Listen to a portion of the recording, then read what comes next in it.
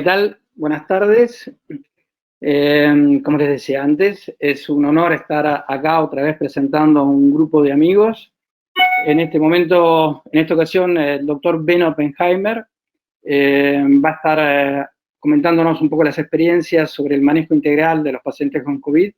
Beno es profesor asistente de Medicina y Cirugía Cardiovascular de la División de Cuidados Respiratorios Crónicos y de Sueño de la NIU, del School of Medicine.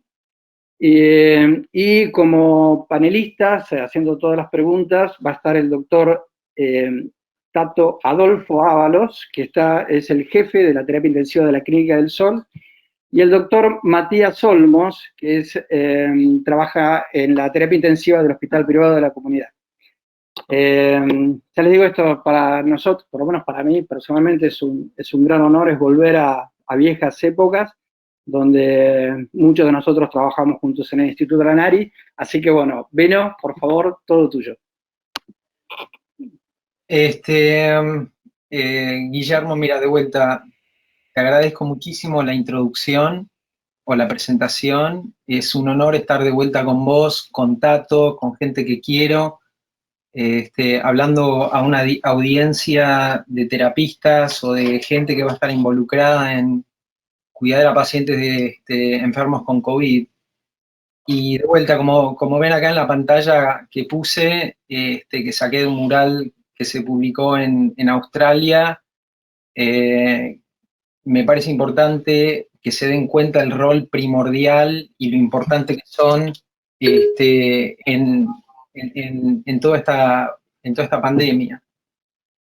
Y lo que tenía ganas de hacer es, después de estar un mes y medio viendo promedio 50 o 60 pacientes por día con COVID, brindarles un poquito de las experiencias en el frente, mostrarles fotos, darle quizás algunos datos que los puedan ayudar, estar un poco preparados, ¿no? En la lucha contra este virus, y obviamente siempre con ganas de compartir, de ayudar, de llevar esto de manera amena y poder sumar de una manera positiva, como para que todos juntos podamos aprender de cada uno y sacar a los pacientes adelante, que creo que es lo que queremos todos, ¿no? Y de vuelta, los hospitales en los cuales prestamos atención son, yo soy el director de una terapia intensiva de la Universidad de Nueva York,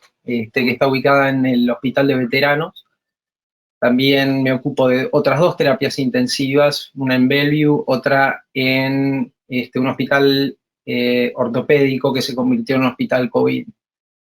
La Universidad de Nueva York es inmensa, tenemos más o menos entre 130 y 140 pacientes en terapia intensiva en un solo día, en un solo hospital, y entiendan que tenemos aproximadamente 6. La pandemia en Nueva York ha sido realmente devastadora, con un número infernal de pacientes, y estuvimos todos absolutamente desbordados. Y si voy a decir una cosa, es que no tanto los pacientes y la enfermedad, que es conocer un enemigo nuevo, pero la cantidad y el volumen han sido uno de los enemigos peores, ¿no? Por ende, la organización y algunas de las cosas que les quiero contar son claves en cuanto a la preparación. Y lo otro que les quería contar un poquitito es cuáles son las perlitas, digamos, de la atención de los pacientes que los van a quizás ayudar y no agarrar desprevenido, quizás como me agarraron a mí, ¿no? Y algunos pacientes que se nos han muerto por falta de tiempo, o por falta de entendimiento, o por destiempo, en cuanto a la enfermedad. Así que, de vuelta, me encantaría poder sumar, mostrarles y darles algunas perlitas, compartir y ser parte de sumar en lo que pueda. Lo paso a ustedes. Bueno, ¿qué tal, Beno? Tato, te pregunto, ya que estamos, ¿qué es o cómo lo vivieron desde que se enteraron de que esto iba a pasar hasta que les llegó? ¿En qué hicieron hincapié? ¿En qué no pudieron hacer hincapié? ¿Cómo se organizaron? Es una pregunta importantísima, Tato, te agradezco que me la hagas. De vuelta, la experiencia acá en Nueva York fue inédita. Es el foco primordial en los Estados Unidos. Nueva York, por muchas razones, era el lugar ideal para que el foco infeccioso se anide y se expanda como fuego. La primera razón es porque vivimos en una isla, uno apilado al otro, salimos todos a comer en restaurantes, los lugares entre las mesas son miniatura, nadie cocina en su casa, estamos todos en teatros haciendo cosas, en la calle. Si alguno alguna vez viajó a Nueva York y vio Times Square, se puede dar cuenta el grado de hacinamiento. O sea que la gente que está acá está por negocios, viaja ida y vuelta a Europa y a Asia constantemente, así que es un portal abierto, una zona hacinada y comportamientos obviamente sociales que conducen a una muy rápida expansión. Lo que primero empezamos a hacer cuando nos dimos cuenta que la cosa se iba a hacer realmente, o se iba a ir realmente de nuestras manos, fue organizarnos. Y la organización se basó en tener expectativas bastante claras, entender que íbamos a necesitar ayuda y organizar los equipos de trabajo. Lo que se realmente puso mucho hincapié es en protección al trabajador de la salud, y que incluye desde enfermeros a camilleros, a personal de soporte, a los kinesiólogos respiratorios y obviamente a los médicos, enfermeras desde ya. Entonces, la primera parte de la pandemia fue tratar de entender cómo íbamos a poner a los pacientes, cómo los íbamos a aislar, entendiendo que teníamos reportes de China con respecto a el gran contagio por vía de gotas y aerosolización y las precauciones que teníamos que hacer. Entonces preparamos la mayor cantidad de terapias intensivas que podíamos y armamos equipos de trabajo, entendiendo que íbamos a tener que abrir muchas terapias intensivas y que el personal idóneo para manejar ventiladores, que es lo que pensábamos nosotros iba a ser la parte primordial en el tratamiento de estos pacientes. Estábamos todos a la expectativa que tengamos una pandemia parecida o similar a una enfermedad por una gripe fuerte, o algo similar a lo que vimos cuando tuvimos una epidemia de H1N1 con pacientes con enfermedad generalizada, pero altamente concentrada en la función pulmonar. Por ende, nos pasamos un buen tiempo explorando cómo íbamos a ventilar los pacientes, cómo hacer que los circuitos sean los adecuados para estos pacientes, cómo minimizar la aerosolización. Y bueno, después de eso entendimos que si los números iban a ser realmente como venían prediciendo o que se iban a predecir, cómo armar equipos en donde la organización sea a mando de un grupo de terapistas que puedan dar direcciones muy claras a un grupo de prestadores de otras áreas que puedan ser entrenados rápidamente. O sea, lo que se hizo fue un up training en inglés, un entrenamiento hacia arriba, en donde tomamos cardiólogos, tomamos anestesiólogos o cirujanos de trauma y les dimos clases en simuladores lo más rápido que pudimos, como para que puedan entender las órdenes que les íbamos a dar y seguir más o menos instrucciones de manejo ventilatorio y manejo de terapia. Así un terapista podría ocuparse de más o menos 3 o 4 grupos de prestadores. Y después vinieron en un tercer plano la organización de las residencias, y de los otros grupos de médicos, como por ejemplo los médicos de planta, los médicos de atención primaria y voluntarios, o lo que se llama acá Physician Extenders. ¿Qué implican los Physician Extenders? Lo digo en inglés, son enfermeras que tienen la posibilidad de tratar a pacientes, o un grupo de trabajadores de la salud que se llaman PAs, Physician Assistants, que son asistentes médicos que también tienen la capacidad de practicar medicina o tratar de manera independiente, hacer prescripciones o dar medicamentos, y son como una mano derecha, ¿no?, del médico que está en terapia o en otra zona. Son grupos que quizás no están tan utilizados en Argentina o en América Latina, pero en los países del norte, en Estados Unidos particularmente, son muy, muy, muy usados y permiten alivianar mucho la gestión de médicos especializados. Así que toda la primer fase fue la preparación institucional, la preparación de la infraestructura y la organización de los equipos médicos. Y en la parte de la organización de los que... Sí, Tato, ¿querías decir algo? Sí. No, soy Matías. Sí, Matías, dime. Perdón, en este contexto, digamos, hablando de la preparación que tuvieron ustedes, ¿cómo llevaron a cabo el tema de protocolizar o de generar medidas en todos los interventores que van a atender estos pacientes? O sea, hubo cursos, hubo clases expositivas, hubo grupos de trabajo con revisiones, con enfermeras, ¿cómo fue eso, digamos? ¿Cómo llegaron a que la gente sepa o aprenda cómo cuidarse y cómo aislarse de este tipo de pacientes para no contagiarse? Sí, de vuelta, excelente, buenísima pregunta.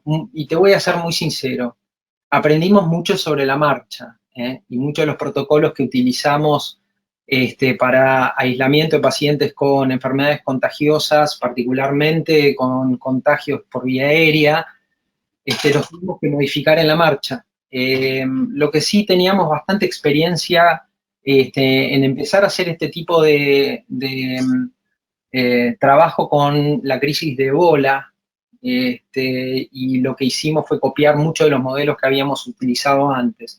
El entrenamiento siempre y por lo general en laboratorio de simulación, si va a ser basado en protocolos de tratamiento. Sé que esto es en cierta manera diferente a quizás como podría llegar a implementarse en Argentina, pero la otra cosa es el entrenamiento de cómo usar equipos, ¿no? Y esas cosas se hacen sobre la marcha y usando calendario. Por ejemplo, cómo ponerse y cómo sacarse el material de protección, que se llama en inglés donning y doffing, que es sacarse y ponerse, efectivamente. Eso se hace supervisado, se hacen entrenamientos y se dan cartelitos, digamos, estoy entrenado. Se hacen pruebas para que las máscaras que se usan sean del tamaño adecuado y el personal que va a estar en contacto con los pacientes tengan la posibilidad de estar bien instruidos en cómo utilizar las máscaras de N95 y que el tamaño sea el apropiado. Y después entra todo el tema del manejo respiratorio y cómo entrenar a las personas que van a manejar pacientes altamente críticos, con mucha demanda, en ciertos aspectos del tratamiento respiratorio, como por ejemplo, hacer traqueostomías, utilizar la humidificación apropiada y como por ejemplo dar nebulizaciones. Por ejemplo, cuando uno usa humidificación pasiva, se tiene que interrumpir el circuito para usar un nebulizador. Y eso difiere mucho que si se usa humidificación activa. Romper los circuitos implica tener que saber parar las máquinas. Parar las máquinas implica saber por cuánto. O sea que cómo se turnan los equipos y cómo se trabaja en equipo en la cama del paciente son cosas que se entrenan o entrenamos quizás un poco antes de que nos vengan las olas grandes. Otras cosas aprendimos sobre la marcha, como por ejemplo cómo hacer una traqueostomía, cuándo parar los ventiladores, cómo minimizar la aerosolización y más adelante qué hacer con una traqueostomía, por ejemplo, para que evitar el aerosolamiento una vez que el paciente está traqueostomizado y la vía aérea ya tiene mucho más contacto con el aire ambiental. Entonces, de vuelta, muchas cosas se preparan, se hacen o en el laboratorio o en equipo en vida real, y muchas cosas lamentablemente se aprenden en la marcha. Muchos de los protocolos que se escribieron con la mano derecha, lamentablemente lo tuvimos que borrar con la mano izquierda, incluyendo protocolos de tratamiento, corticoides primero sí, después corticoides no, todo el tema de los protocolos de anticoagulación empezaron de una manera, terminaron completamente distintos. Los protocolos de ventilación hasta empezaron de una manera y terminaron de manera muy distinta. Así que tienen que tener suficiente soltura como para poder seguir los protocolos que uno, o que son impuestos o que son los recomendados, y tener soltura e imaginación quizás como para poder empezar a mirar la enfermedad de otra manera y adaptar lo que uno puede hacer con lo que uno debe hacer, basado en lo que se recomienda o que recomiendan las asociaciones a las cuales ustedes pertenecen, ¿no? Benito, una pregunta. Esto es adaptado allá a Estados Unidos, adaptado acá a la Argentina. ¿Qué crees que no tenemos que fallar, digamos? Nosotros acá estábamos esperando que venga un aluvión de gente, vinieron unos cuantos, y ahora es como que cayó un poco cuando se terminaron los pacientes contagiados de los viajes, es como que ahora estamos en un periodo de espera, esperando que venga otra vez el aluvión. ¿En qué decir que tenemos que adaptar la realidad argentina? ¿A qué no podemos fallar, digamos? Tenemos que tener sí o sí adaptado acá a nuestra realidad, tanto hospitalaria como a nivel privado, digamos. Sí, mira, es difícil porque creo que acá en Estados Unidos hay un poco más de homogeneidad, ¿no? En cuanto a los sistemas de salud, con picos y valles. Nueva York es un lugar bastante atípico porque es un lugar con una concentración de hospitales universitarios y de lo que se llama acá Ivy League, muy alta. Entonces, la práctica médica es bastante sofisticada. En Argentina hay un poco más de heterogeneidad y es difícil decir, miren, hay que adaptarse a cada realidad de cada hospital. Lo que sí, primordial, a mí me parece que es la protección del personal médico. Te quedaste sin personal médico, gente está en la calle. Te voy a pasar unas diapositivas, no sé si se ven, así ven un poquitito las cosas que quizás pueden adaptar, ¿no? En cuanto a la preparación y a la protección del lugar y el espacio de trabajo. Yo mostré algunas de estas cosas en un webinar pasado, pero me parece que ponerlas en diapositivas y charlarlas quizás ayudan a contestar tu pregunta, Tato, porque podés decir, bueno, nosotros podemos hacer esto, pero no podemos hacer lo otro, pero ¿cómo podemos hacer como para que sea algo parecido? ¿Entendés? Entonces quizás les voy a pasar la primera diapositiva, que es la preparación del área de trabajo. Esto es lo que hicimos nosotros, de vuelta. Sé que muchas terapias en Argentina se trató de copiar esto y se puede copiar muy, muy fácil, que es primero de todo sacar el ventilador, o sacar la consola, como hicimos nosotros, o agarrar extensiones de los tubos y, como han hecho algunas terapias, hacer un boquete en la pared y sacar todo por el boquete de la pared. Lo más importante de esto es entender que acá hay una acá abajo hay una zapatilla, y para que no pasen 20 cables, las conexiones de los equipos se hagan afuera de la habitación y pase solo un cable de extensión.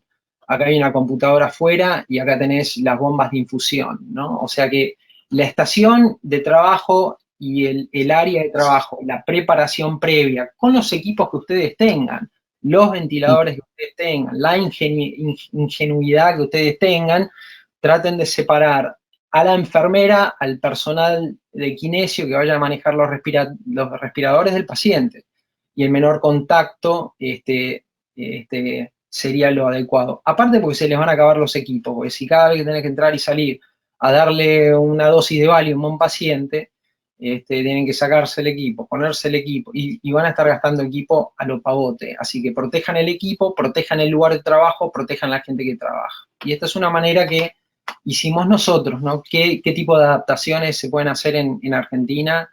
Queda, ¿no?, acorde a cada lugar. De vuelta, algunos lugares abrieron boquetes en la pared. Esto es, digamos, un paciente que hicimos en prueba, la enfermera que está completamente vestida, esto es el día 1, obviamente se puso como, sí, pobrecita, muerta de miedo, tiene como 5 de estos camisolines, tiene doble barbijo, botitas especiales, guantes o sea que estábamos bastante en pánico al principio. Ya para el final las cosas no tan así, y o sea, esto lo puse como en teoría, así es como debería trabajar la enfermera, afuera y protegida, con los goteos acá arriba. No sé si se ve mi cursor, pero lo voy a poner acá, quizás esto que se ve mejor. Acá el ventilador, las bombas, los goteos acá afuera y todo lo que sea el récord médico y donde escribe la enfermera. Eso es la teoría, ¿no?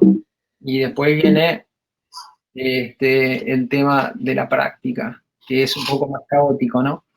Lo que no nos dimos cuenta es que al sacar todo al pasillo, así es lo que iba a parecer el pasillo, donde tenés acá un equipo de diálisis, preparando una máquina de diálisis, acá está uno de los camilleros, esta es la persona que mira todos los monitores, acá están discutiendo los médicos en un equipo de trabajo, estos enfermeros están preparando goteos, ¿no? La otra cosa que les quería decir, y que no quiero que se olviden, es estén contentos en el lugar de trabajo. No puedo explicar que si, ojalá nunca llegue una cosa así, en donde están tan desbordados que están todos cabizbajos. Otra pregunta que quería hacer. Una ya nombraste que justamente en el lugar donde trabajo, uno de los principales objetivos, digamos, de la pandemia es evitar que la gente se contagie. Ese es uno de los, te diría que el primer ítem que pusimos en la terapia nuestra, ¿no? Sí. Y el segundo es eso, cómo lográs mantener el ánimo, ¿viste? Porque justamente después del primer aluvión, vinieron ahora el bajón y ahora estamos esperando lo otro, pero mientras tanto estamos ahí un poco, que hay que levantar un poco los ánimos del personal. ¿Qué hacen ustedes, aparte de poner música? Nosotros bailamos. Pongas música, no te estoy embromando, no te das una idea qué distinto es ver un equipo de trabajo. O sea, pongan buena música, ¿no? No pongan la clásica lúgubre porque no va a andar la cosa. O sea, con razón, ¿no? Tampoco pónganse una cumbia y que sea todo un despelote. Pero a lo que voy es, estén cómodos, porque es un partido no es un partido de 90 minutos, es un partido de muchos más minutos, un partido de días, un partido de meses.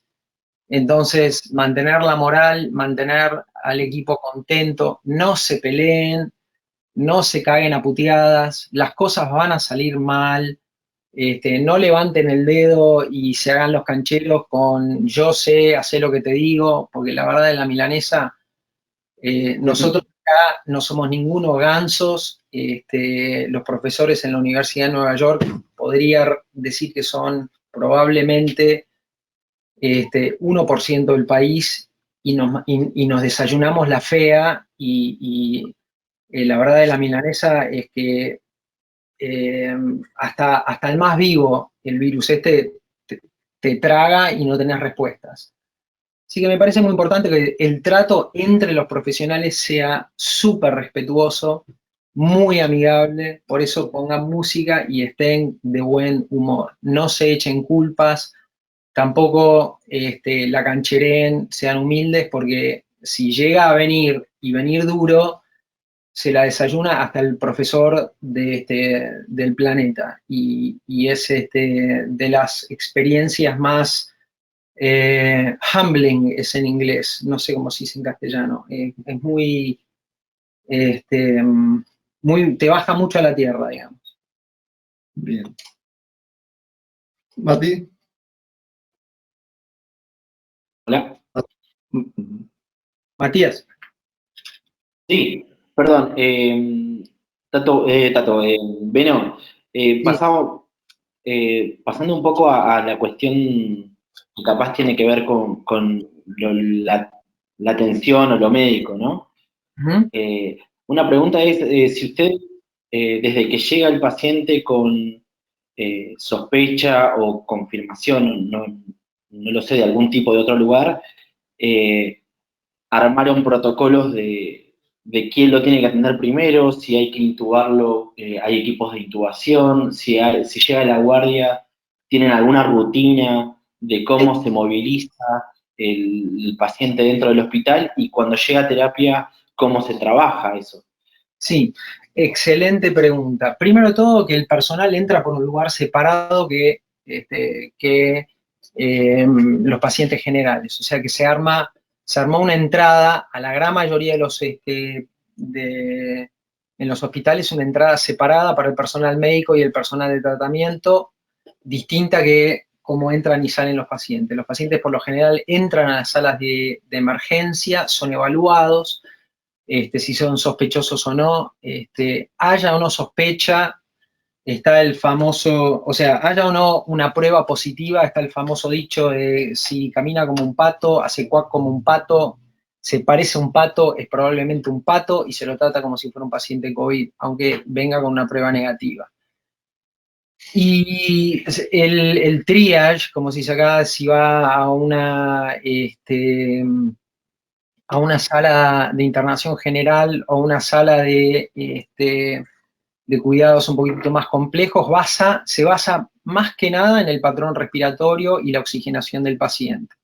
La fiebre y el estado hemodinámico también, pero los pacientes que están hemodinámicamente estables, obvio, como la gran mayoría de estos pacientes cuando ingresan, no necesariamente dicta el triage, a no ser que estén realmente muy sépticos. Pero muchos pacientes cursan con fiebre muy, muy alta, con lo que se llama esa tormenta de citoquinas, que la toleran muy bien hemodinámicamente y el patrón desencadenante decididor o que decide es la oxigenación en sangre. Y tengo unas diapositivas para mostrarles al respecto de eso. Bueno, acá está el equipo trabajando, pongan música. Otras cosas que se pueden hacer es aislamiento con carpas. Estas son algunas carpitas que hicimos nosotros con unos zipper acá, para los lugares que no tienen aislamiento. Y otra cosa que hicimos es hacer presión negativa en la sala de internación general, que a lo criollo, acá sacamos una ventana, pusimos un Durlock, le haces un agujero y le pones una mega aspiradora con un filtro para que saque aire de la habitación. Entonces, o sea, como puedes ver entre la carpa y esto, no es mucho ciencia, ¿no? O sea, hacemos lo que podemos nosotros también. Fíjate que es una habitación normal. La protección del personal médico, esto es un paper, ¿no? Para hacer procedimientos y cada uno tiene su máscara, se cuelga y cada uno le pone su nombre, en acá Natalia, en Melissa. Pero de lo que vos estás hablando es esencialmente el estado hiperagudo, que a mí ahora les doy mío y hablando quizás un poco, saliendo de la parte de preparación y hablando un poco más del paciente, que es lo que interesa. El estado hiperagudo, el paciente que llega a guardia, ¿qué es lo que miércoles hago? A mí me parece que cursa lo que posiblemente es una etapa negrotizante. Puse acá en el título, a mi entender, porque esencialmente creo que es lo que se ve en patologías, en las primeras patologías, y es lo que da mucho de los primeros síntomas en los primeros 7 a 10 días. O sea, los pacientes necrosan mucho, y cursan con un rápido deterioro del estado respiratorio, ¿no? Y el intercambio gaseoso es obviamente lo que primero se nota como el canario en la mina de carbón. Los pacientes tienen drive respiratorio muy elevados y algunos hacen enfermedad renal acelerada. O sea, todo esto que les estoy contando acá no pasa en un paciente y tiene todas estas cosas. Algunos pacientes pueden tener alteración de estadio del intercambio gaseoso y estar completamente bien. Y con un poquito de oxígeno, listo, Gardel todos, le puse oxígeno, curé a mi primer COVID y el paciente se va a la casa, punto, se acabó. Otros pacientes requieren otro tipo de sostén respiratorio que les voy a mostrar. Lo que es muy llamativo es que cuando requieren mucha asistencia o tienen mucha falla del intercambio gaseoso, los pacientes tienen un drive que es una cosa de no creer. No tenés con qué bajarlos a los tipos. La enfermedad o la primera parte hiperaguda tiene estas características que puse acá, aparte de la parte respiratoria, la enfermedad renal. Chicos, y les quiero poner esto acá porque creo que se me murieron los primeros 5 pacientes no por insuficiencia respiratoria, se me murieron por enfermedades metabólicas. La enfermedad renal es de las más traicioneras que he visto, súper traicionera porque es de muy rápido comienzo y de un deterioro aceleradísimo, donde un día tenés desdoblamiento de la creatinina cada día. Pero, ¿sí? Te hago una consulta. Mira, la idea es que si queremos vamos por sistemas, así lo hacemos más ordenado porque así Dale. se aprovecha más. Si querés, no querés contarnos, básicamente, o sea, los pacientes llegan, a vos te llegan casi todos para el tubo, la mayoría de las veces, ¿no? Con insuficiencia respiratoria. Sí. Y ahí, se intuban o en la sala de emergencia o me los traen, o los intubo yo, sí. los intubas vos directamente, ¿no? Es que tienen un equipo que va y los intuba, o sea, viste, generalmente en algunos otros lados van los anestesistas, que son los que manejan más la vía aérea, o directamente sos vos el terapista, digamos. No hay un equipo de esos. Hay un equipo en la guardia y ustedes. Las guardias por lo general intuban ellos, y en las primeras partes de la pandemia, la gente en la sala de guardia en la sala de emergencia tenían tantos pacientes que no habían suficientes anestesiólogos. Entonces estamos intubando a trocha y mocha, intubaba el que podía, nos poníamos esos cascos y estábamos todos intubando. Obviamente con los resguardos posibles, armaron unas cajitas de aislamiento de acrílico como para que se disminuya un poquitito la aerosolización. Y después sí, el equipo de anestesia es el que toma cargo a medida que el volumen de los pacientes se hacía más manejable. En la terapia intensiva, cuando suben, sí, por lo general, los números o ya está todo percolado y los pacientes los intuban los anestesiólogos. Y ahí van a hacer una secuencia rápida y después las drogas que más les sirvieron, digamos, para mantener a los pacientes sedados. O sea, ¿qué sedación usaban? Analgesias, relajantes, porque esa es la controversia. O sea, uno lee y una cosa es lo que uno lee y después cuando está en la práctica, o sea, ¿cuáles son en la práctica lo que sirve? Sí. Mira, Tato, es muy interesante tu pregunta, porque mucho depende de qué es lo que está haciendo el paciente. Obviamente estamos hablando de un paciente que ya pasó de la posibilidad de utilizar o de tratarse con BNI y se intuba.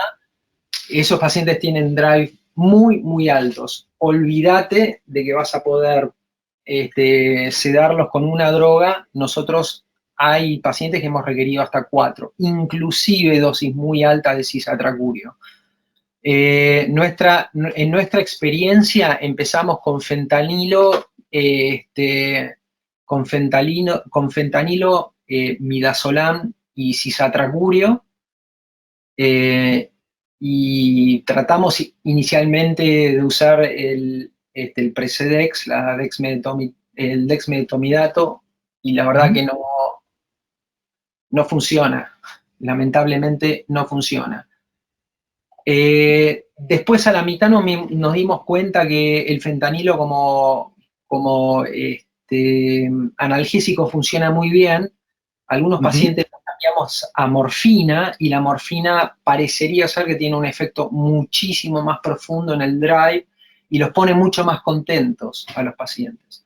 El problema con la morfina es que para armar un goteo de morfina viene en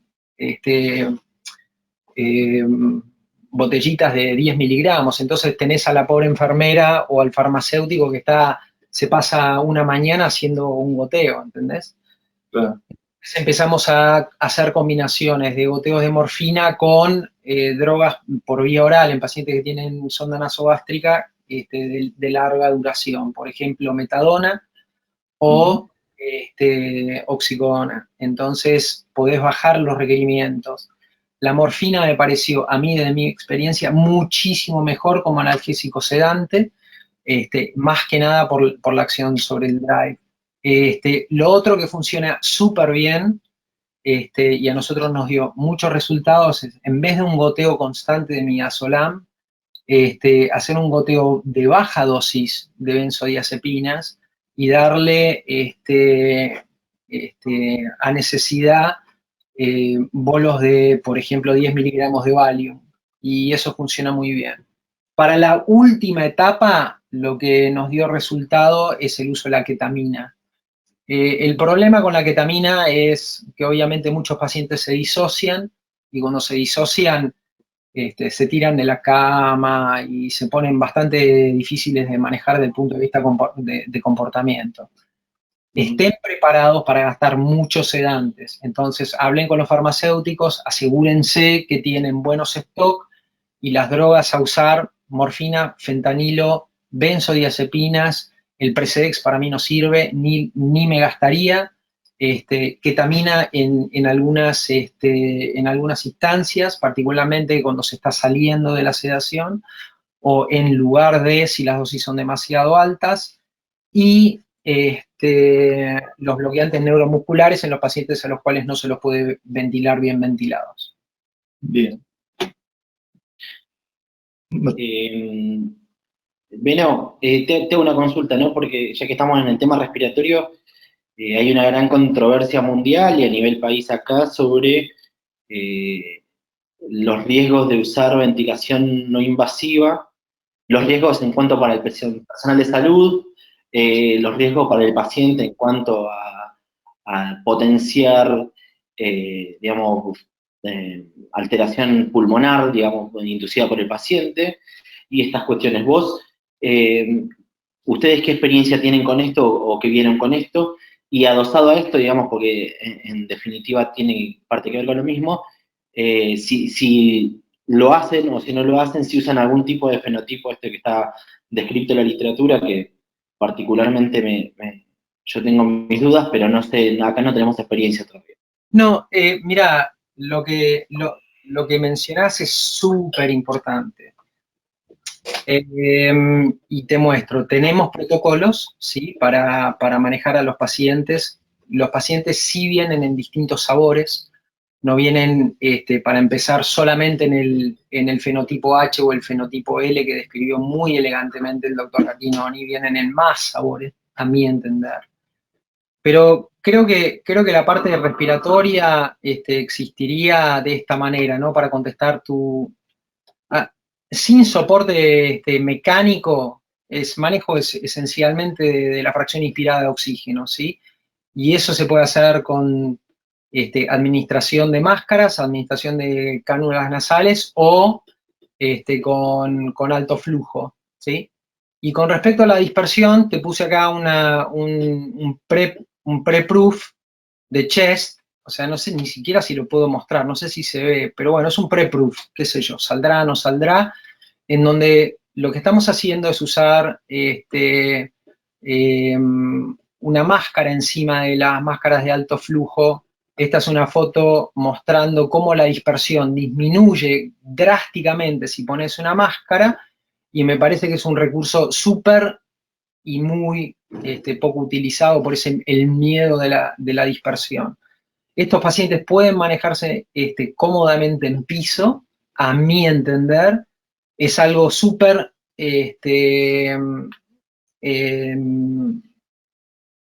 no utilizado y que se tendría que utilizar más.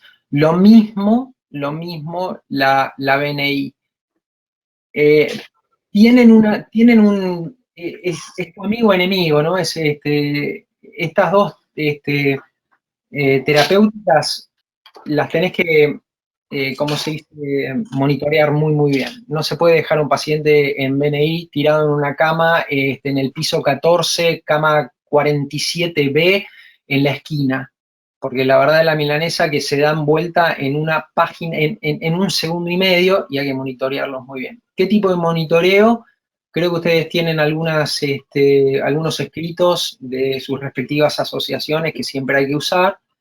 La verdad es que primero todo se empieza haciendo todo bien prolijo, mirando patrones respiratorios, pero para mí se distila en muy pocas cosas. El paciente que está con soporte no invasivo y sin asistencia mecánica, hay que mirarle los requerimientos de FIO2 y mirarle la mecánica. El paciente se pone incómodo, hay que hacer un salto. ¿Cuándo y cómo es el tiempo? Ahí te lo puse con un signo de pregunta.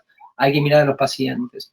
Nosotros en la primera parte o en la primera etapa de la pandemia intubábamos a todos los pacientes que rápidamente demostraban crecientes requerimientos de fracción inspirada de oxígeno. O sea que si iba de 3 litros a 6 litros y de 6 litros a una mascarita al 100, punto. Acá no se discute, el paciente no va a andar bien, los intubamos. No sé y no estoy seguro que es lo correcto.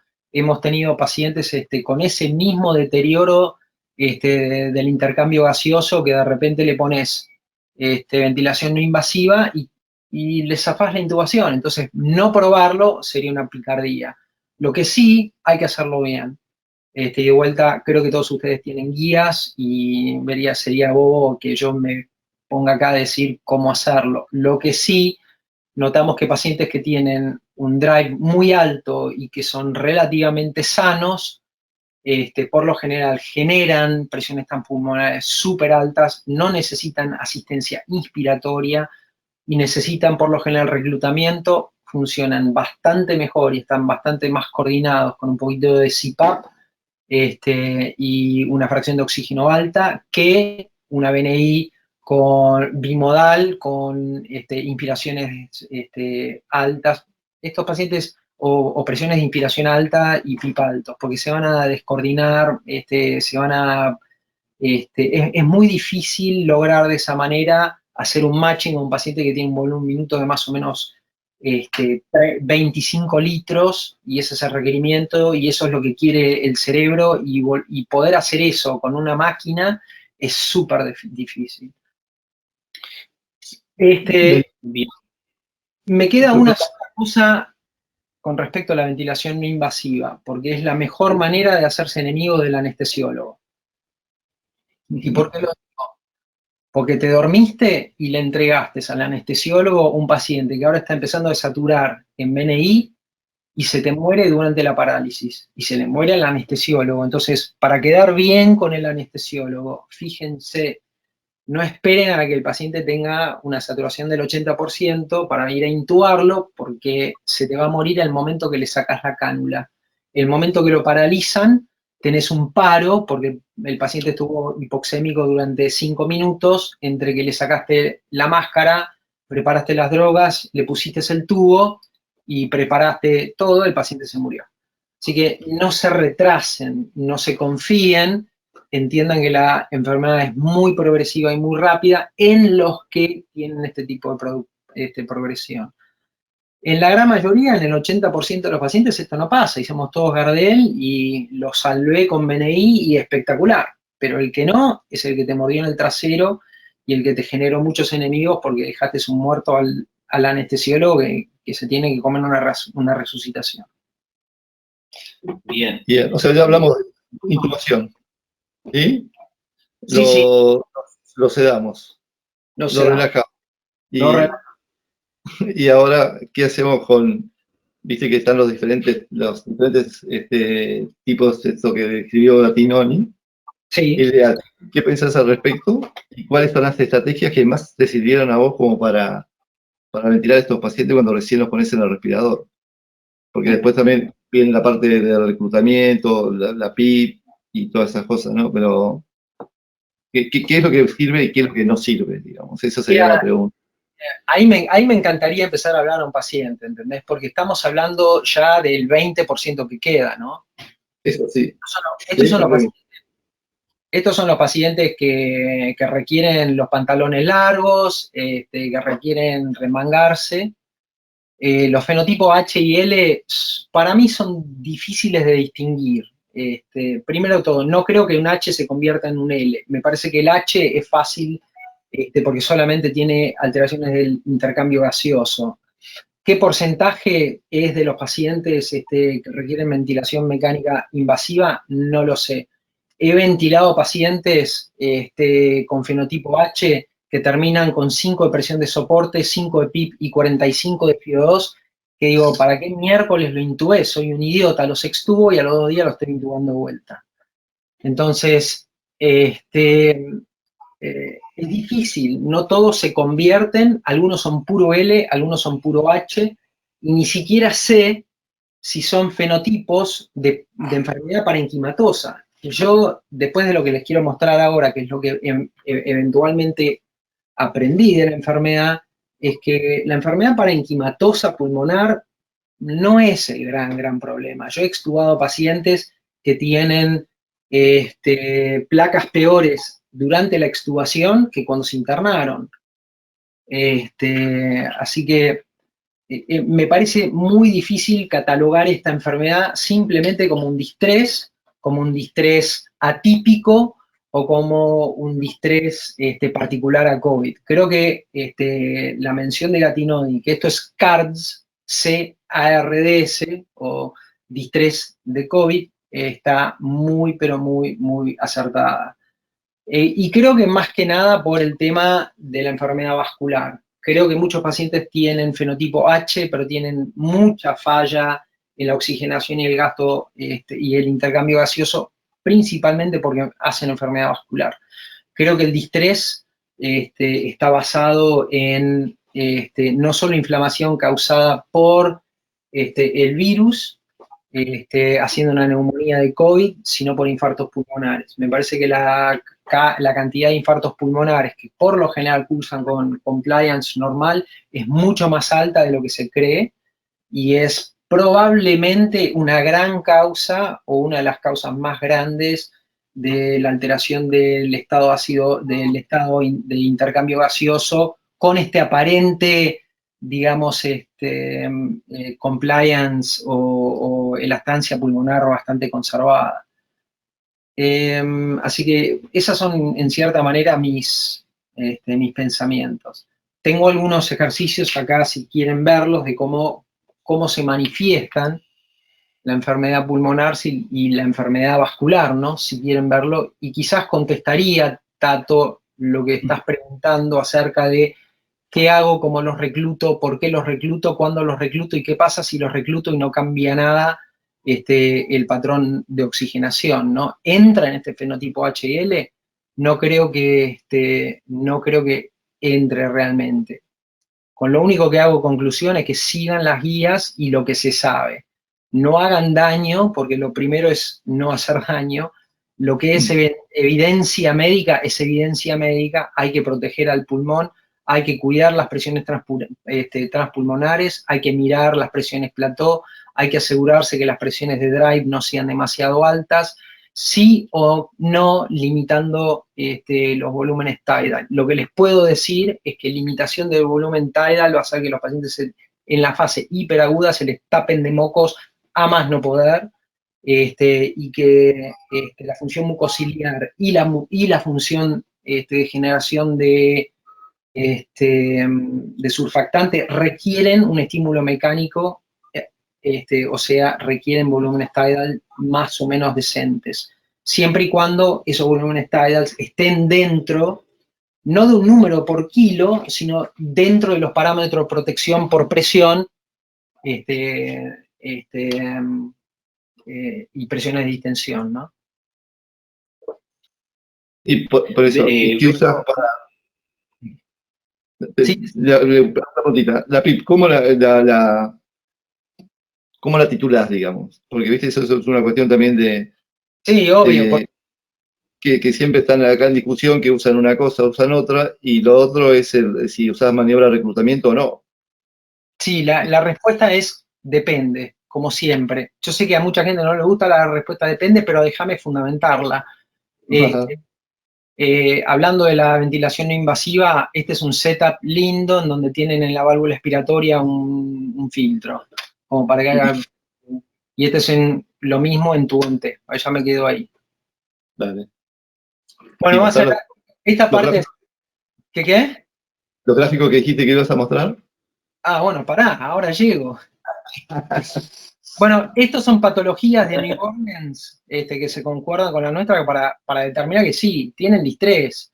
¿Sí? Acá hay distrés, acá hay algunos tapones mucosos y hay algunos tapones, plaquetas en los vasos sanguíneos y tienen fibrina, tienen depósitos de fibrina. ¿Ven esta tabla acá? Les quiero mostrar algo, que es un comportamiento discrepante que va a contestar tu pregunta, Tato, ¿qué es la diferencia entre el BQ y el espacio muerto? ¿Está? Acá en violeta ven los modos ventilatorios en los subsiguientes días de este paciente, ¿sí? Este es acuérdense que en Estados Unidos el 4 es el mes y el 13 es el día, ¿no? O sea que esto es temprano. Si ven, a ver, espera que voy a cambiar el cursor. Esto es temprano, esto es tardío. Esto es el día 9 de abril, esto es el 13 de abril.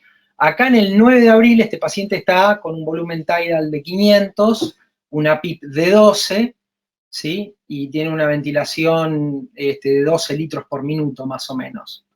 Y fíjate que con esto el paciente está bastante acidótico, a pesar de tener un bicarbonato de 30 y una PO2 de 77. Esto es un patrón bastante frecuente, van a haber pacientes hipercápnicos, moderadamente hipoxémicos, con compensación renal, y en este momento acá hacemos una pronación. ¿Quién no va a querer pronar un flaco que tiene una FIO2 de 100, no? Creo que es lógico para bajarle la fracción inspirada de oxígeno y mejorar quizás un poco la PO2. Es debatible, ¿no? Porque pronar a estos pacientes es un dolor, no te das una idea. Y tenemos un equipo de pronación, pero bueno, acá en la estrella demuestro como la PO2 sube de 77 a 137. Éxito total. Entonces, ¿qué es lo que hiciste con la pronación?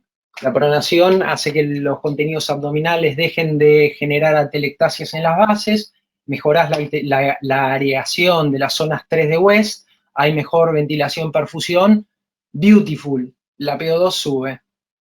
Somos todos Gardel. Pero ¿qué es lo que pasa?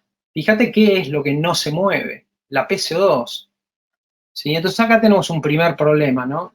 O sea que el comportamiento de BQ y una intervención netamente alveolar, que es la maniobra de reclutamiento, mejora el patrón ventilatorio y la razón, la distribución de ventilación y perfusión, pero no hace nada al espacio muerto.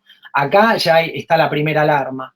La segunda alarma es esta, que hay mucha discrepancia entre la medición del end-tidal y la medición de la PCO2. Y eso por lo general es cuando hay espacio muerto muy, muy alto. ¿Por qué? Porque entran y sale aire alveolar con cero contenido de dióxido de carbono a muchos alvéolos, que después se mezcla en expiración con, en este caso, alvéolos que tienen una PCO2 de 68. Y la mezcla da, en el end-tidal, una CO2 que no es representativa de lo que debería ser el gas alveolar, indicando hipoventilación alveolar, obviamente, por espacio muerto alto. No sé si se siguió, pero esta discrepancia muestra esto. Y obviamente la PC2 en relación a el volumen minuto que le das, que es de 12 litros, que en bollo, en cualquiera le tendría que bajar la PC2 a los 30, acá todavía el flaco la tiene a las 68, o sea que tiene una ineficiencia ventilatoria machaza. Entonces, ¿qué hacemos con el reclutamiento? Fíjate, el paciente está con 100 de FIO2, PIP de 12, se le bajó a 8 por el efecto de la prono, la PO2 le empieza a caer, y acá ¿qué hacen? Bueno, vamos a hacer un reclutamiento, no me gustó nada esto de la PIP de 8, se la subo a 14. ¿Qué hace el paciente? Recluta. Acuérdense que la PIP no recluta mucho en estos valores. La PIP sirve realmente para evitar el de-reclutamiento más que reclutar, por lo menos en estos valores, pero sube un poco la PO2. De vuelta, la PCO2 algo, no hizo nada la PCO2. Hacemos una pronación de vuelta, pum, tomá, con 50 de FIO2 acá, ahora tenés una PO2 de 155. De vuelta, ¿qué es lo que no cambia? el paciente, a pesar de mejorar la aireación de los alvéolos, no consigue para la misma ventilación o para el mismo volumen minuto bajar la PCO2. Entonces, eso ya de por sí tiene que ser una alarma de que acá hay algo más, que acá hay algo extraparenquimatoso, ¿sí? Y lo extraparenquimatoso es vascular, y la enfermedad esta lo que hace es una masiva, y lo voy a decir así nomás, masiva coagulación de pequeños vasos pulmonares. Y eso es, para mí, a mi entender, la clave de tratar a estos pacientes. Es entender rápido el hecho de que pasan dos cosas distintas. El que tiene simplemente un BQ alterado, ventilalo como quieras, hace lo que quieras, va a andar bien ese paciente si utilizás parámetros de protección, BNI, oxígeno en alto flujo, lo pronás con la máscara, sin la máscara, lo pronás con la cánula a 3 litros, va a andar bien, siempre y cuando no se ponga hipercápnico. En el momento que tu paciente se pone hipercápnico, el enfermo tiene enfermedad vascular. Y cuando tiene enfermedad vascular, acá estás jugando otro partido, ¿eh? Si te pensaste que estás jugando en el metegol con tus amigos, te acaban de subir a primera y estás jugando con los sacachispa, y la verdad es que te va a ir mal, porque no entendés la fisiología de lo que está pasando con el paciente. Entonces, el paciente con enfermedad microvascular es el paciente que se muere. Dime. ¿Te puedo hacer una consulta en este no, porque, digamos, hace un tiempo me puse a analizar los artículos que salían de anatomía patológica en este tipo de pacientes, y todos coinciden con dos patrones, que es el daño alveolar difuso y con la microtrombosis, avalando lo que vos decís, ¿no? Sí. Y hay mucha información dando vuelta de anticoagulación sí, anticoagulación no. Pero bueno, con todo esto que vos decís, o me parece, desde el punto de vista, yo no tengo experiencia con este tipo de pacientes, una posible opción sería claramente usar anticoagulación, y la otra posible opción sería el soporte de remoción extracorpórea de CO2 o de oxigenación extracorpórea de CO2, ¿no? ¿Ustedes tienen alguna experiencia con esto y se comporta de alguna manera distinta en este punto que vos estás hablando, este tipo de pacientes? Sí. Estos pacientes, el paciente que te estoy mostrando acá es el no H, no L, no sé qué. Este es el paciente probablemente fenotipo avanzado, este es el paciente que se muere, y las opciones que vos estás mencionando ahora, Matías, son súper, súper importantes. Sé que este gráfico que puse es complejo, pero quería ilustrar la diferencia entre el reclutamiento que dijiste, Tato, y el espacio muerto. Las membranas de intercambio, el ECMO, el ECOR, pueden llegar a ser salvadores en pacientes así.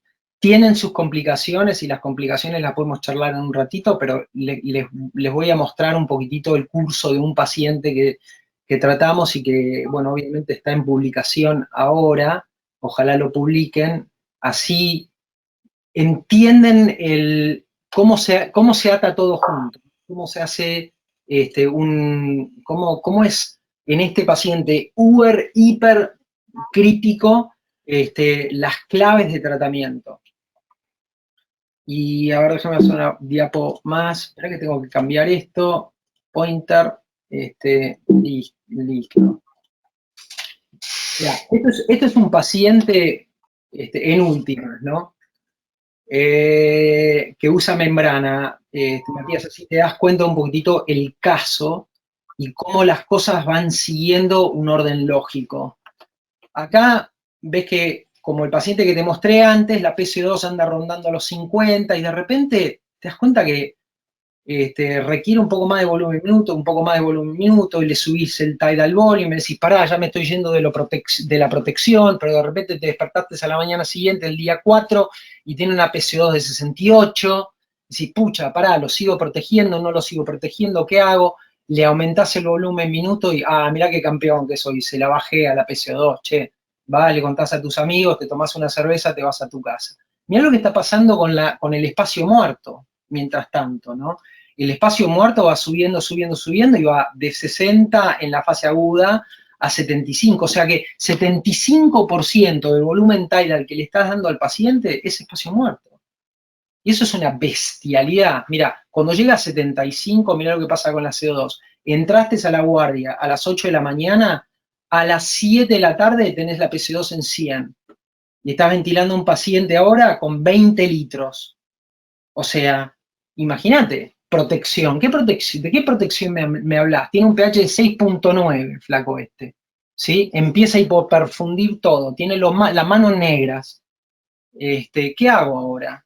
Bueno, si uno toma un patrón como el dímero D, que es un patrón de coagulación, ¿sí? O de coagulación activa, fíjate qué pasa. Interesantemente, sigue muy de cerca el patrón de hipercapnia. Como te dije en el paciente pasado, el desarrollo del espacio muerto es porque ahora empezás a hacer un completo acortamiento o un curtailment, me sale en inglés, pero una decapitación de vasos pulmonares capilares que quedan completamente ventilados y zonas quedan completamente ventiladas sin perfusión alguna, es BQ a lo máximo. Y se corresponde muy, muy bien con el pico de dímero D. Y ahora, Tato, entra el tema del ventrículo derecho, ¿entendés? Porque ¿qué es lo que vas a ver en estos pacientes? Salimos todos, nos ponemos a mirar el sono, el ecocardiograma, tienen ventrículos enormes, ¿sí?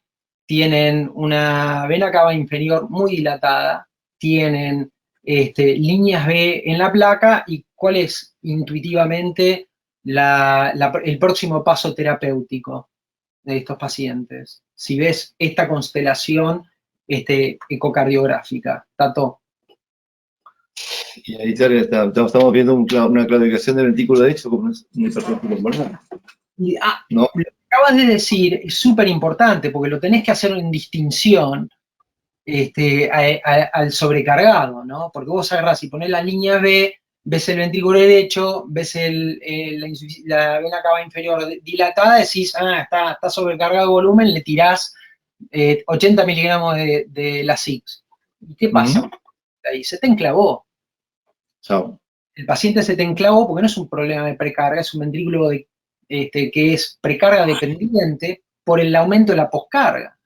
Entonces, cuando uno ahora agarra y entiende la enfermedad vascular, entiende la microcirculación y lo que le está pasando al ventrículo derecho, dice, no, paramos un segundito. Yo a este paciente le tengo que abrir los vasos pulmonares, le tengo que bajar la poscarga ventricular, y la precarga se va a ir arreglando sola a medida que haya flujo anterógrado.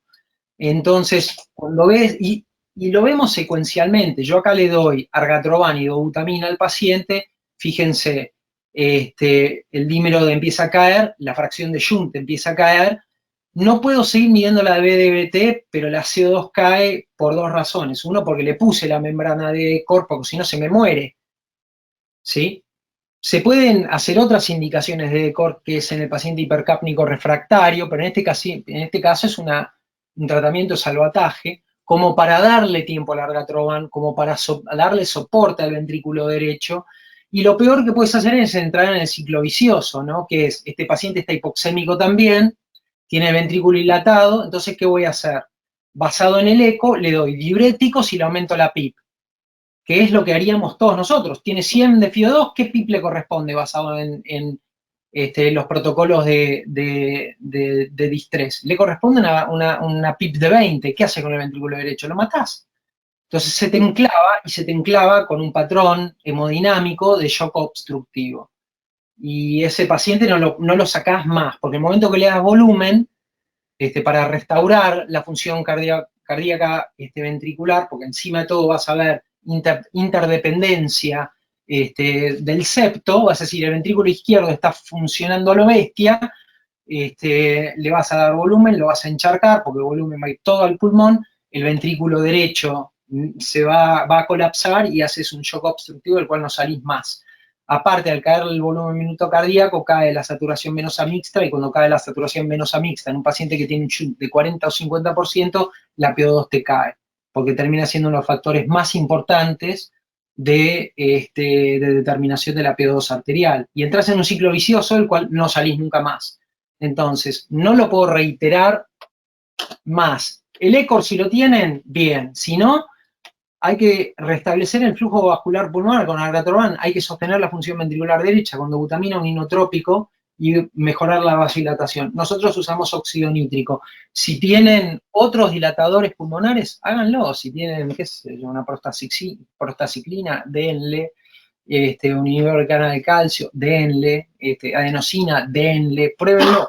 Este es el paciente que se muere, ¿sí? Este es el paciente en donde tenés que entender muy bien lo que estás encontrando al nivel sonográfico cuando lo vas a ver al paciente, y entender muy bien, si entendés que es un problema de poscarga en un ventrículo precarga dependiente, no vas a hacerte la cagada de darle los diuréticos, se enclava, y después tener que ir a rescatarlo una vez que ya está completamente acidótico, hipoperfundido y con una PCO2 de 100. Ahí se te murió el paciente. ¿Se entiende? No, te puedo hacer dos preguntas. Una que tienen que ver con esto, me parece súper interesante lo que contás, ¿no? Una, porque en los gráficos veo que la fracción de Jung sube con el espacio muerto. Si en este contexto vos pudiste de alguna manera denotar que el paciente empeora en cuanto a la progresión de infiltrados, caída de la compliance, y ese BDBT se produce por sobredistensión, por ejemplo, o si realmente es todo un fenómeno vascular y el paciente desde el punto de vista del pulmón se mantiene igual que antes. Eso es una. Y lo otro desde el punto de vista, y capaz que me lo podés, para no distorsionar la charla desde el punto de vista respiratorio, si desde el punto de vista hemodinámico este tipo de pacientes ustedes lo monitorizan de alguna manera especial. Nosotros, Argentina es un lugar donde los recursos, vos sabrás, pero son dispares en base a instituciones privadas, instituciones públicas, pero capaz que hay maneras universales de darse cuenta de esto, por lo menos para la gente que no hace tanto intensivo y que capaz que va a intervenir con este tipo de pacientes. Me encanta tu pregunta, Matías, porque la verdad es que es muy al punto y muy relacionada a una realidad. Mi recomendación es la siguiente. Nosotros lo seguimos, sí, con equipamiento relativamente complejo. No le ponemos SWAN, pero la verdad es que si se puede poner un SWAN, mejor. Si es que lo tienen. Y la mejor manera de seguir estos pacientes es con saturación venosa mixta. Entonces, creo que una sala de gases tienen en todos lados. Si tiene una vía central, sáquenle saturaciones venosa mixta. Traten de mantener la saturación venosa mixta dentro de niveles superiores a 70, si pueden. Lo más importante de todos es que no se vuelvan locos con la dobutamina, porque paradójicamente, si aumentan mucho el volumen minuto cardíaco, la fracción de Jung va a empeorar. En parte porque aumenta mucho el flujo por las zonas que están muy enfermas todavía. Con respecto al tema parenquimatoso, llamativamente estos pacientes tienen placas muy benignas, en donde decís, pucha, ¿dónde están los infiltrados? Y acá no está pasando nada. ¿Por qué me está subiendo la fracción de espacio muerto? ¿Por qué está subiendo BBT? ¿Por qué tiene Jung? ¿Por qué está aumentando esto? Las placas tienen, por lo general, un patrón retículo nodulillar, no es el patrón algodonoso que se ve clásicamente en el distrés, es un patrón quizás un poco periférico. A mí me parece que sea el patrón de periférico es porque afecta a capilares pequeños. Y en síntesis, no es enfermedad parenquimatosa. Pueden o no ser reclutables dependiendo en el grado de obstrucción pulmonar. Acordate, el reclutamiento no hace nada para aumentar la vascularización. Y segundo de todo, cuando llegas a estos estados extremos, deja de funcionar el prono y lo único que vas a hacer con PIP es aumentar y empeorar la función ventricular derecha. Por eso, si leen bien el artículo de Begatinoni, dice, che, ojo con la PIP, me parece que esto no es reclutable o no vale la pena intentar reclutar. Nosotros, por lo general, arriba de la PIP de 12 no vamos. Entonces, en síntesis, placa estable, PIP moderada, nunca alta, no seguimos la tablita de PIP del Arts Network para nada, limitamos la presión intratorácica, monitoreamos el ventrículo derecho, si no tenés un ecocardiograma o tus ecocardiografistas no se quieren meter en la habitación, saturación venosa mixta, y mirale la yugular. Si el paciente tiene una yugular en donde tiene un signo de Kussmaul, o sea, le levantás las gambas y la yugular aumenta el tamaño, dejate joder, no le des volumen, tenés un ventrículo que no tiene compliance. Entonces hagan cosas que son fisiológicas. También, si tiene un segundo ruido, un primer ruido fijo, entonces tenés, o un cuarto ruido en auscultación cardíaca, el paciente tiene un ventrículo derecho que está completo. Si tiene un cuarto ruido y está en galope y tiene un fenómeno de Kussmaul, tiene una saturación venosa baja, son cosas que puedes hacer en la cama del paciente. O sea, la distensión y la disfunción ventricular derecha tienen correlarios de examen físico muy, muy claros y los puedes seguir. A mí me parece que levantarle las gambas al paciente, hacer un passive leg raise y ver que las yugulares se extienden y no vuelven a bajar, implica que ya se te acabó la capacitancia del ventrículo derecho. Eso es lo que haría yo en la cama, en un lugar en donde la complejidad es un poco baja. Bien, es muy interesante lo que decís. Vamos, como para cerrar esta parte de la charla del manejo respiratorio, dos cosas que tienen que ver con lo hemodinámico y una con lo respiratorio. Primero, asumo que entonces con lo que decís, la estrategia ventilatoria en estos pacientes, y más lo que pones ¿cómo es? Que tienen ECOR o ECMO, no sé si usan ECMO, es disminuir al mango el soporte, ¿no? Porque si tenés una membrana y con el contexto vascular, supongo que bajarás PIP y capaz que bajarás volumen tidal, no lo sé, me lo pregunto como estrategia. Y lo otro es que es algo más simple, vos me dijiste mirar las yugulares, si ustedes monitorizan PVC, porque digamos, la PVC está muy bastardeada en este último tiempo para los pacientes críticos, en contexto de respuestas fluidas, pero me parece que esta es una de las cosas para las que sirven, ¿no? No sé si ustedes lo hacen, si no lo hacen. Sí, no, obvio que lo hacemos. Es más, soy uno de los primeros fanas de un tipo que escribe mucho, o que escribió mucho, que se llama Sheldon Magder, que te recomiendo todos los artículos para ver todo el tema de la PVC y el significado. Si tienen los trazados, fíjense, obvio, los trazados son súper reveladores, más si los pacientes tienen onda X y onda Y súper pronunciadas. Fíjense que van a ser patrones patrones armónicos, ¿no? Con los cambios intratorácicos de presión a medida que haya inspiración y expiración. Vas a ver que los patrones de caída de la onda X y la onda Y van a ser armónicos y es lindísimo de ver. O sea que, para contestarte en síntesis, sí, la CVP la medimos, me parece mucho más valioso ver el comportamiento dinámico de la CVP que leer una presión, porque la presión, sabes muy bien, va a estar influenciada por el nivel de PIP que le das, y el comportamiento te va a decir cuánto lugar tenés para jugar con volumen en el ventrículo derecho.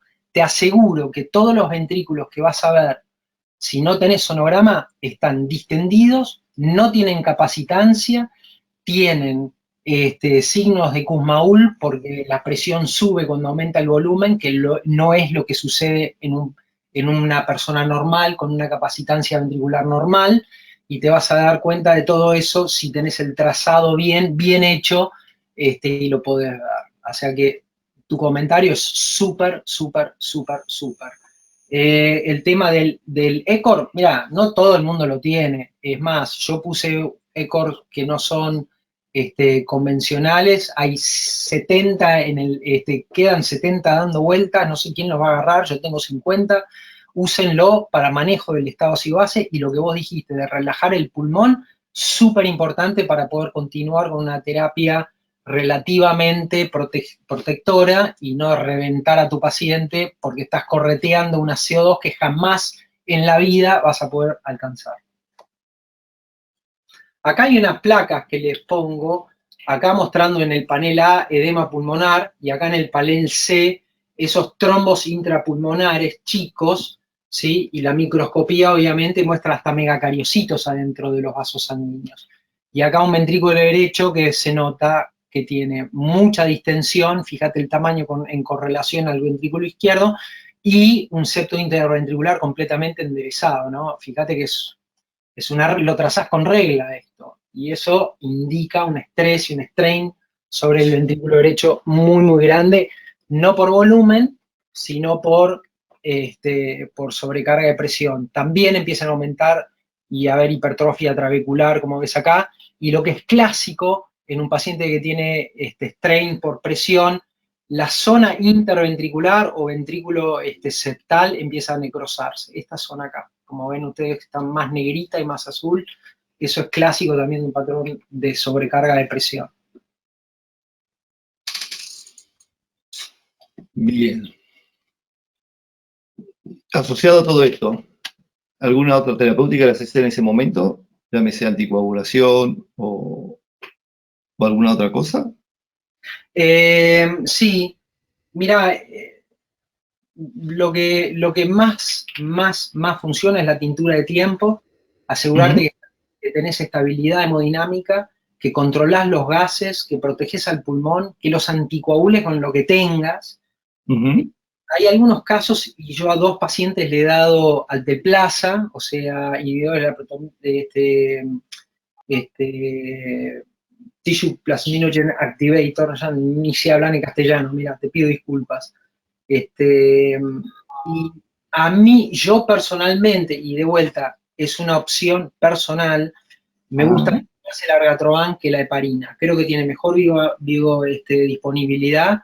El argatroban es una molécula mucho más chica, es un inhibidor de la trombina, no depende de factores de la coagulación que fluctúan muchísimo, y en tema de pacientes críticos es más fácil de titular y de poder ser efectivo en generar una anticoagulación bastante más comprensiva, si querés. Les doy también aspirina a los pacientes. Me da pena saber todo esto ahora y ver cuánta gente ha dicho no darle a los pacientes ibuprofeno, ¿no? Cuando se sienten mal y tienen fiebre. Me pregunto cuánta gente no hubiese hecho eventos tromboembólicos en la casa y cosas así, ¿no? Así que creo que la aspirina, el argatroban, los dilatadores pulmonares si los tienen, el manejo correcto del ventilador, si tienen ECMO para este tipo de pacientes bien, los otros no lo necesitan si no tienen hipercapnia, y mucho manejo de la vía aérea, sacarle los mocos, nebulizar, pronar si se puede, y eso. Bien. Respecto a la parte de hemodinámica, que sería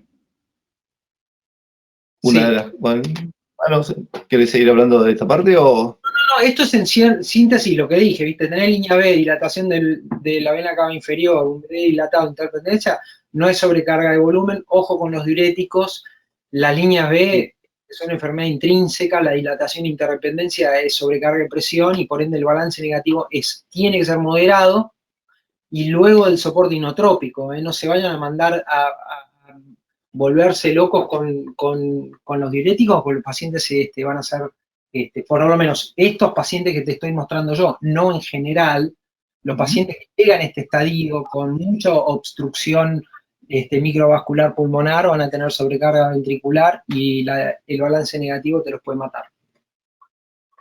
Bien. Respecto a la parte de hemodinámica, Sí. ¿cuáles fueron cuáles de las drogas que usaste, digamos, o cómo se manejan? Es todo interrelacionado con lo que estás hablando, obviamente, ¿no? Sí. Pero, ¿cuáles son los tips, digamos, o las cosas que te resultaron en todo esto? El primer comentario es que los pacientes hemodinámicamente estables, hemodinámicamente andan muy, muy bien. Ujú. A no ser que se sobreinfecten. Y tienen que estar preparados para que se les sobreinfecten los pacientes. Nosotros tuvimos la mala suerte o la buena suerte de ser conejitos de India con muchos estudios de, por ejemplo, inhibidores de la interleuquina 6, como el ay, no lo puedo ni siquiera pronunciar, tocilizumab, y empezás a tener candidemias, así que si se sobreinfectan los pacientes, los tratás como sépticos. Nosotros tenemos bastante buena experiencia iniciando tratamiento con vasopresina y como los pacientes o algunos de ellos ya están en inotrópicos, le damos neosinefrina. Si los pacientes no están en inotrópicos, la norepinefrina me parece que es el tratamiento adecuado. Yo siempre Lo los... vas, ¿Qué lo vas qué? escalonando, digamos. Primero Lo vas voy escalonando. exactamente. Nosotros, claro, nosotros vamos usando Nora y después vamos asociando, digamos, vasopresina. ¿Es lo que usan ustedes también ahí? ¿O van Exactamente. primero con la... Pero al revés, nosotros empezamos con la vasopresina, Ajá. entendiendo que hay una supuesta depresión de B1 y B2, y después vamos a la norepinefrina como cañoncito de batalla. Si es que el paciente necesita o tiene hipotensión no relacionada a falla multiorgánica y tiene hipotensión relacionada simplemente a una falla cardíaca y un volumen minuto bajo, le cambiamos Ujú. le cambiamos la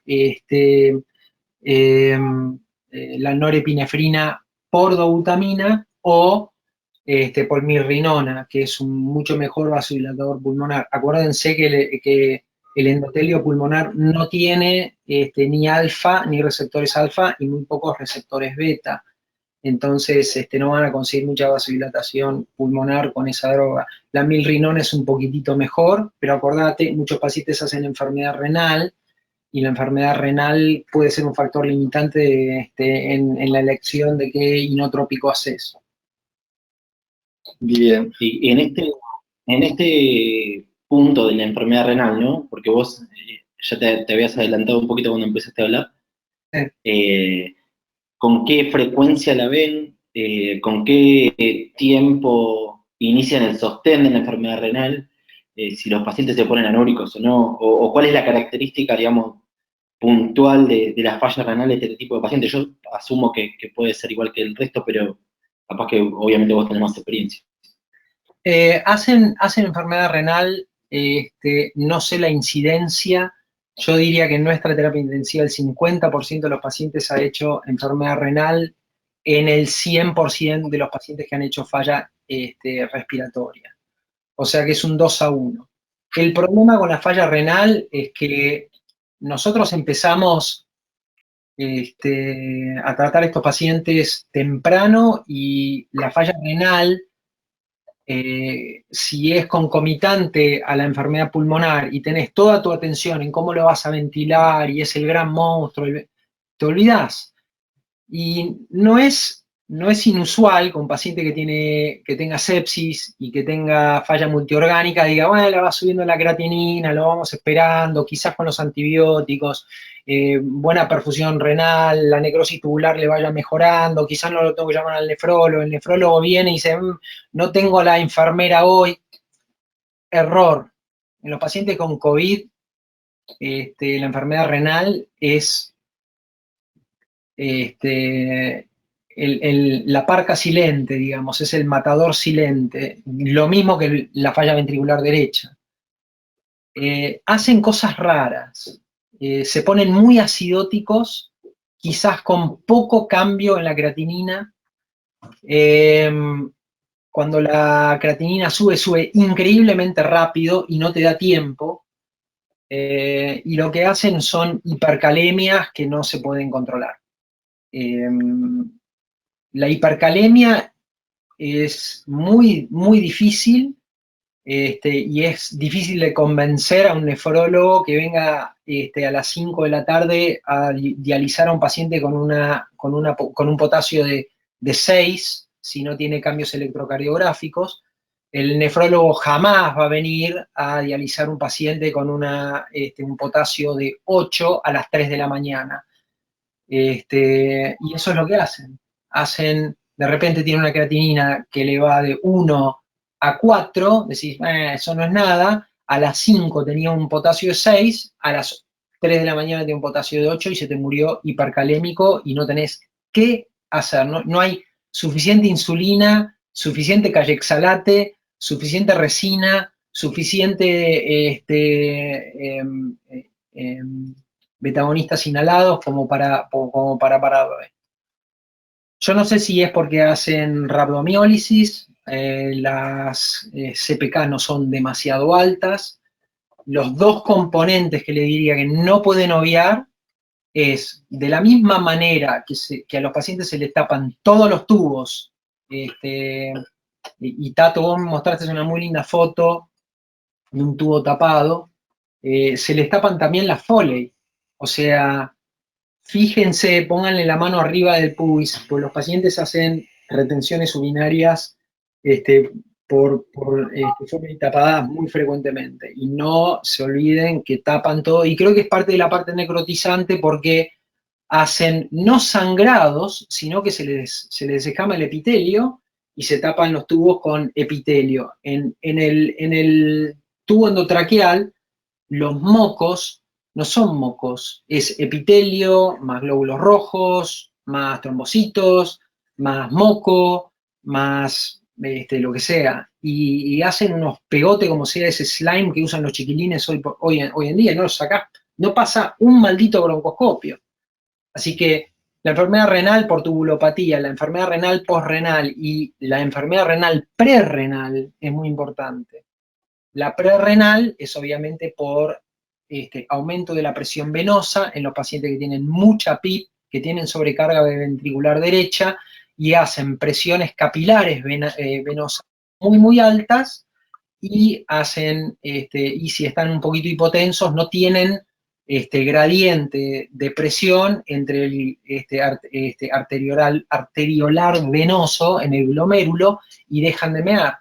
Entonces hacen lo que sería un síndrome cardiorrenal, si querés, de una manera, y ahí el manejo se torna relativamente difícil porque para bajar la presión venosa tenés que darles diuréticos, para darles diuréticos tenés que asegurar que el ventrículo derecho lo pueda sostener y en esos casos por lo general tenés que darle los inotrópicos para poder bajarle la presión venosa, para poder aumentar la presión de filtrado glomerular y quizás si tenés suerte, mejorás la función renal. Así que estén bien atentos, tienen que estar bien equipados con equipos de diálisis temprana, no se duerman, hipercalemias machazas muy rápidas y acidosis respiratoria y acidosis metabólica muy, muy difícil de manejar, porque acuérdense que los pacientes ya están ventilados al mango y no tenés cómo compensar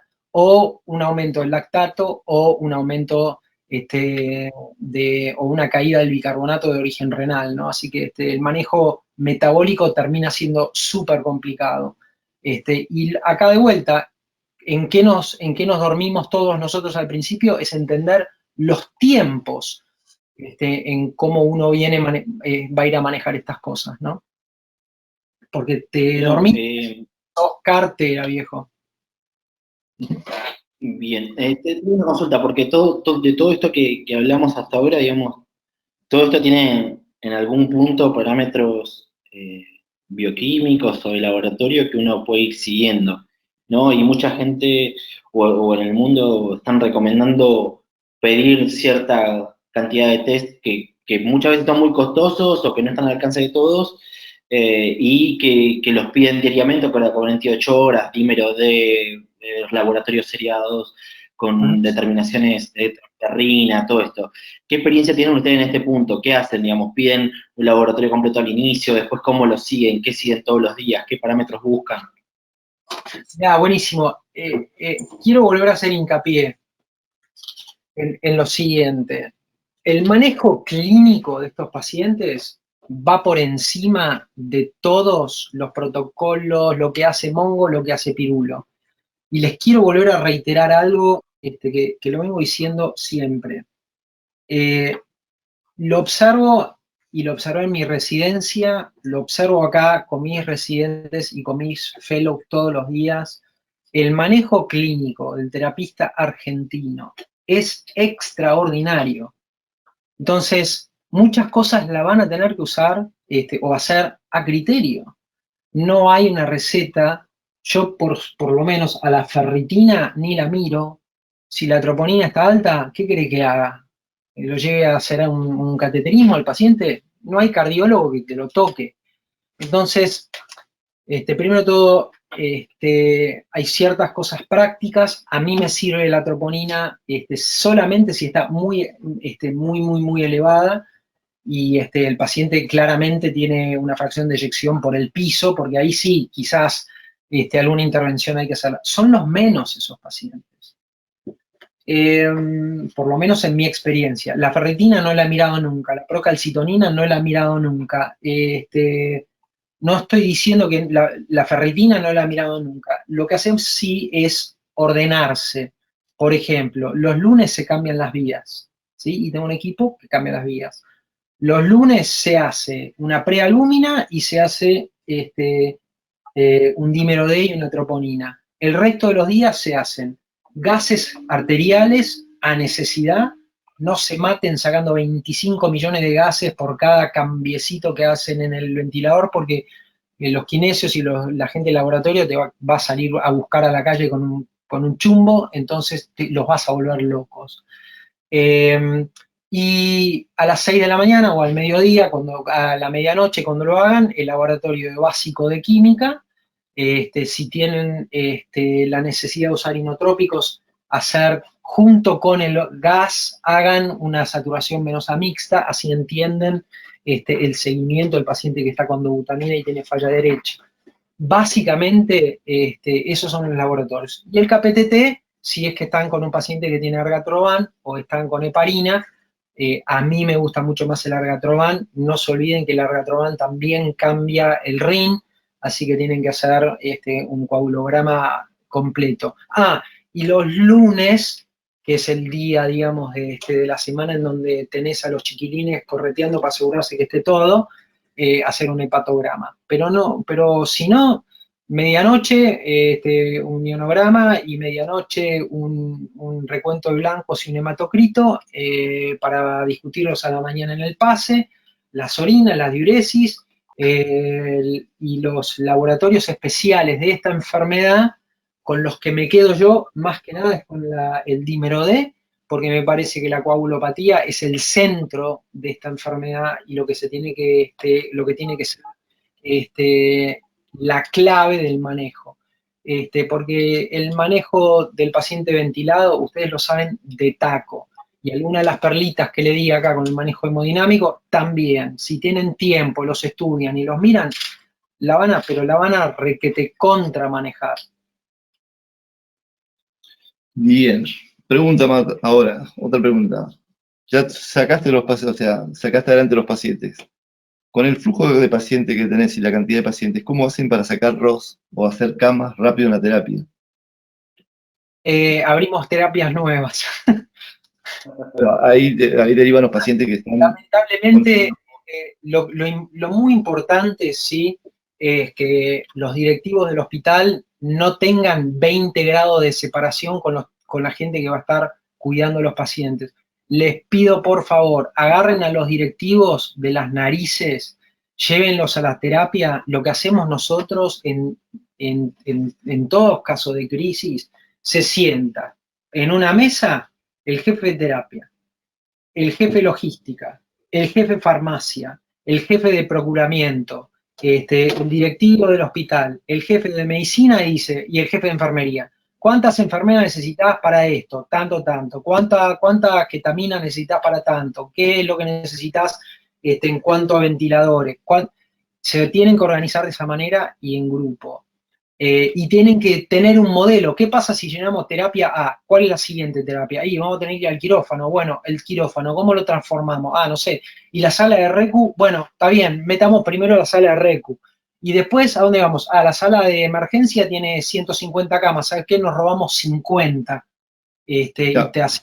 Entonces agarrás y sí, primero terapia, después RECU, tercero, quirófano, cuarto, sala de emergencia, quinto, piso A, y sexto, piso B. Y después va a salir la pregunta, ¿y quién cuida a todos esos pacientes? Bueno, terapista con su equipo, primero. Primera escalación, terapista con la terapia y la RECU, y el jefe de terapia va a estar con un capitán en cada uno de las dos salas y va solamente a recorrer y patrullar. Si el terapista se mete a hacer vías, a hacer intubación, perdiste, porque no puedes tener una visión de campo así tipo mariscal. El terapista tiene que ser el mariscal de campo cuando tenés muchísimos pacientes. Bien, y yo te estaba hablando también de la parte de la salida de la terapia, o sea, que van para los que van saliendo, digamos, ¿no? No intubar, ventilar, sino los que te quedan, por ejemplo, traqueostomizados, los que te quedan con alguna secuela o que necesitan un cuidado mayor, digamos. Sí. Eso es un problema, y lo estamos empezando a ver ahora y resolviendo ahora, así que no tengo nada demasiado inteligente como para decirte, porque es con lo que nos estamos desayunando justamente ahora. Yo tengo 12 pacientes traqueostomizados, con diversos grados de asistencia respiratoria o intermitente o en proceso de weaning o ya traqueostomizados con el tubo en T que te mostré. Y dónde ponerlos es un problemón. Estamos hablando de un sistema hospitalario en donde armás salas de recuperación pulmonar o sistemas en donde hay hospitales enteros de recuperación cardiopulmonar. Acordate que estamos hablando en Nueva York, viste, de una cantidad de enfermos inmensa, ¿no? Y ojalá ustedes no lleguen a tener este tipo de sobrecarga de pacientes y necesidad de utilizar los recursos de esta manera. Pero por lo general lo más fácil es agarrar una sala de piso, si es que tienen espacio, y prepararlas o hacer lo que llamamos uptraining de una serie de kinesiólogos respiratorios que puedan alertar a problemas, hacer buena kinesio respiratoria, sacar mocos, manejar BNIs, subir y bajar a los pacientes de presión de soporte si los necesitan, volver a colocarlos en ARM si fuera necesario y eso. Pero tomar sectores de hospital o tomar hospitales enteros. Bien. Venemos, perdón. Digamos, nos queda poquito tiempo y dos preguntas que capaz pueden servir también. Lo primero es, desde el punto de vista neurológico, que es lo que no tocamos, y corto, es si ustedes notaron mucha manifestación neurológica, tanto llegada a UCI como post, o sea, entendiéndose como ACV, delirio, mucho más delirio que antes, no sé, alguna cuestión característica.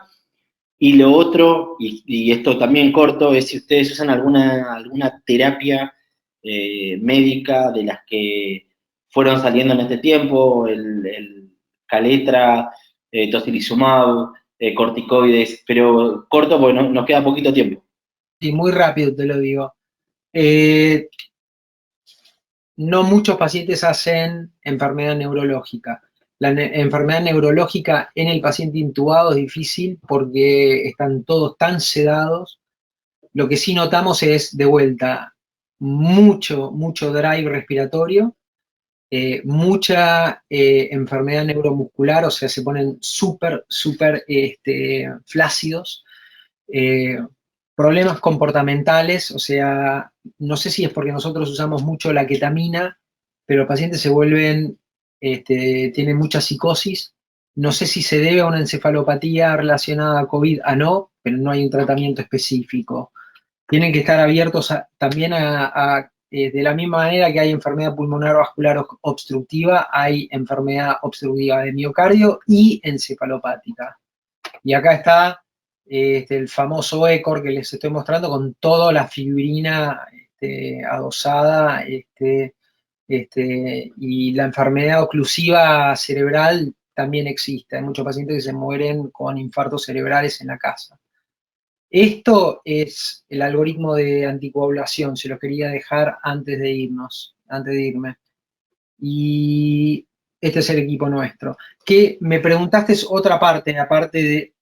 las otras terapéuticas, te lo digo basado en mi experiencia, la colchicina, no tengo la menor idea si funciona o no, no la usé, me parece que no. La hidroxicloroquina, una pérdida de tiempo. Tocilizumab, lo único que hizo para mis pacientes es llenarlos de cándida. El Remdesivir, acaba de salir algo de la FDA diciendo que potencialmente puede salvar a los pacientes que ya se salvan. O sea que para el paciente crítico realmente enfermo me parece una pérdida de tiempo y una pérdida de dinero. Y los corticoides, no.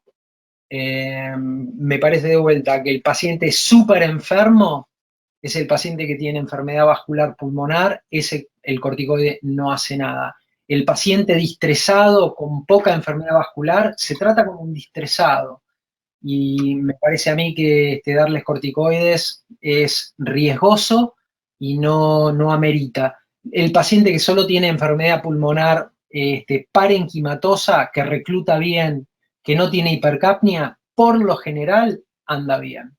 El problema es el paciente que le mostré yo y el paciente renal que no te diste cuenta, digamos. Esa es en nuestra experiencia o en mi experiencia la síntesis de en quién sirven las terapéuticas, quién es el paciente más crítico, cuál es el fenotipo del paciente más crítico, qué hacer con el ventrículo derecho, cómo anticoagular y anticoagular rápido, y hacer hincapié en la enfermedad vascular, la detección temprana del shunt, la detección temprana del espacio muerto, qué significa la hipercapnia, porque en el resto de los pacientes les va a ir bárbaro. Tienen todo como para manejar a estos pacientes muy, muy tranquilo. Y la enfermedad renal acelerada, háganse muchos, muy amigos de los nefrólogos, porque los van a necesitar. Benito, acá Lala, ¿me escuchás? Sí, te escucho, Lala. Bueno, este es el clásico hola y chau, porque sabemos que te tenés que ir. Nada, impecable, bueno, como siempre, un gusto escucharte. Bueno, sí, esperemos que sirva, sí, esperemos que podamos organizarnos y prestarle atención a todo lo que acabas de decir, que es muy útil. Benito, algo que, no sé, nos quieras contar de tu vida ahora, allá, de cómo estás. Queremos saber cómo estás, por lo menos nosotros que somos tus amigos. Sí. Yo sé que no está, está medio difícil. Mirá, fue un despertar a mi infancia, en donde lo único que ves son esos días interminables de residencia, donde pasás de ser el jefe de un servicio, jefe de una terapia, a ser el R1 de vuelta por 2 meses, ¿no? Hace 2 meses que estoy acá en el hospital, es cansador, pero mirando al vaso medio lleno, lo que he aprendido ha sido inmenso. Lo que no mata fortalece. He recibido mucho apoyo de mucha gente y creo que tener gente como ustedes alrededor mío me hace siempre mucho bien, da aliento, y quizás poder compartir estas cosas con el ánimo de enriquecer, con el ánimo de que en Argentina se cree un ámbito de colaboración, de amistad, de entendimiento, y de buena onda, es quizás lo que más quiero dejar como mensaje. Nada de lo que dije es basado en la evidencia, es basado en la experiencia, espero que lo tomen como tal, como una serie de vivencias, como una serie, como un tipo que ha visto ya cientos y cientos de estos pacientes. No es la verdad absoluta, estoy seguro que me estoy olvidando cosas, pero de vuelta, el mensaje es, únanse, trabajen juntos, trabajen en armonía, trabajen cómodos, trabajen contentos, siéntanse como en la diapositiva que estoy ahí, que que merecen mucho, que se les tiene que dar mucho, que se están rompiendo el lomo por el resto de la población y que nadie les quite eso, y que aprendan y que usen esto como una experiencia para crecer personalmente. Bueno, Guillermo, muchísimas gracias, es emocionante.